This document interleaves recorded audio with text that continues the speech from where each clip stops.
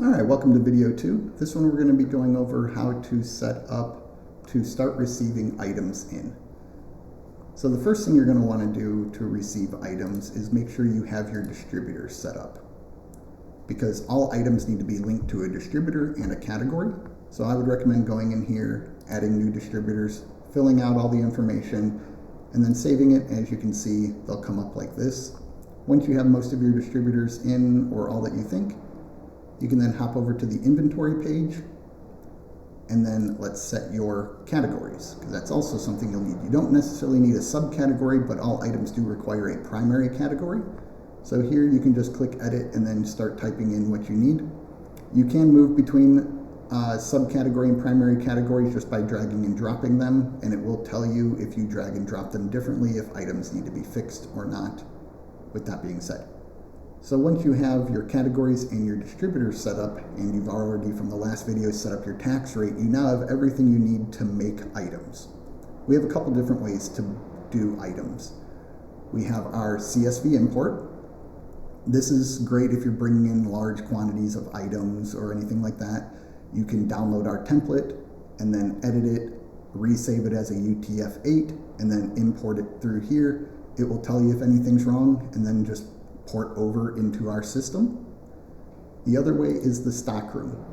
We scrape and get data from distributors from different places to try and keep this as up to date as possible. So you can bring items in without having to type them in. You can use a UPC barcode gun and search for the items, or you can click view, and then if it's in inventory, you can either see it in the inventory or override it. If it's not, it'll say add to inventory right here, but you can look at all the data here. The last way is just creating a new item or cloning an item. So if you say we're going to need to bring in another 3D print item, instead of typing in all of the information, you can just clone it. It'll leave in all the non-unique information, and then all that you have to do is type in the model number in UPC, because every item has to have a unique model number in UPC with it.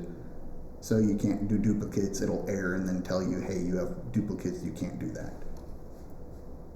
The desired quantity part of this section, this is what links your distributor to how many of an item you want to keep on hand, and for the automatic reorder. So if I have this item set to 10, and then right now I have 0 on hand, and I were to generate a purchase order for this, it would automatically add 10 to the purchase order.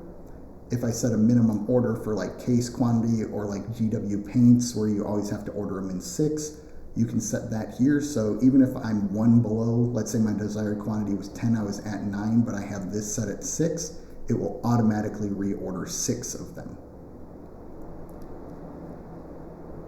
Also here, this is where you would set your pre-release items for new games coming out. So you can pre-sell them without worrying about closing the order. You set your release date, and on the sales page, it will put anything that has not reached the release date. It won't let you close the order. It'll set it in the pre-order tab. So then on release date, when people come in, you find their order, give them their product, close their order, and you know that that person has been given their product.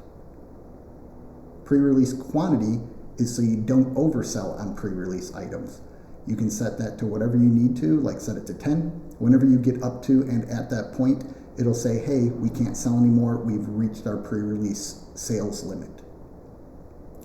Next section is sale price. Just like it sounds, you set a start date, an end date, and a sale price, and it will automatically override on the sales page to the sale price. Notes.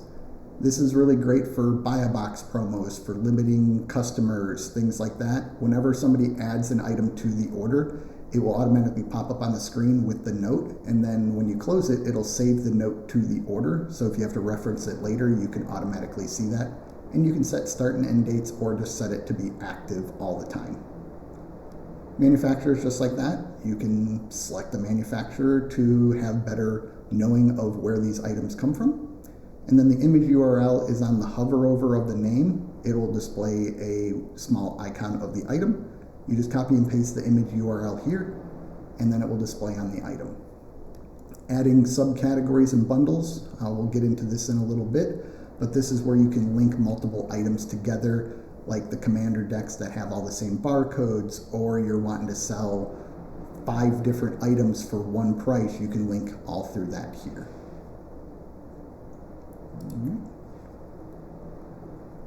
That is the basic overview of how to bring in or add new items. One other section we do have is the mass edit feature. So if you're wanting to change a bunch of items at once, you don't want to have to click edit or export anything, you can do all that here. So let's say I need to change the price and the cost of my items. I can click apply. Here's my entire inventory just in a very just Excel fashion, but everything is very editable, very quick, easy to maintain, easy to do, and get things in and out and done.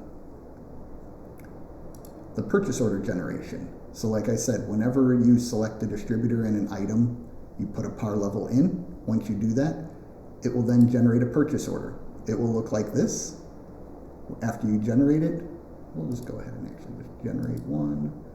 Let's just do fair. So I just generated it for the D&D dice from fair. So it shows my on hand, it just shows my desired quantity, and it shows to bring my quantity up to my desired quantity or reorder quantity, what I needed to do. And then how many I've sold in the last 30 days. So then I can adjust my desired quantity or quantity if I see I'm selling a bunch really quick or not, and then still be able to adjust my price and cost. And then we also have the ability on items to link multiple distributors to an item. So if you don't know always where you get items, you can say I order this item from these 5 distributors, and then you can do linked items, and it will only show you the items that are linked to the D&D Dice Fair distributor. Or you can just go from your entire inventory and just click add item from any item in your inventory. So that's a basic overview of how to add, edit, and reconcile items within our system.